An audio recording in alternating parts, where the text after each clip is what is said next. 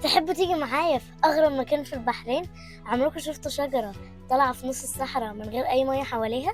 الشجرة دي هي شجرة الحياة، من أشهر الأماكن السياحية في البحرين، فتابعوا معايا لآخر الفيديو عشان تشوفوها وتعرفوا عنها معلومات أكتر. هي شجرة الحياة على بعد 35 كيلو من المنامة، فيلا بينا نروح.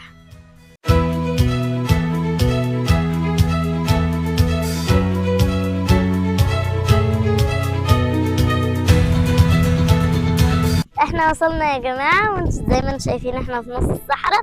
ادي شجرة الحياة، يلا بينا نروح نشوفها من قريب.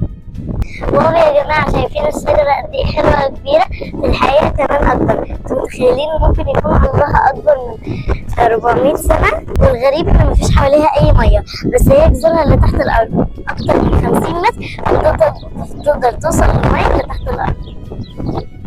وبجد يا جماعة سبحان الله الشجرة طلعت حلوة قوي، لازم لما تيجي البحرين تشوفوها. الشجرة دي بتعلمنا إن لازم في أصعب الظروف نكون عايشين. واستنوني الفيديو الجاي في مغامرة جديدة في قناة ظل البحرين. باي.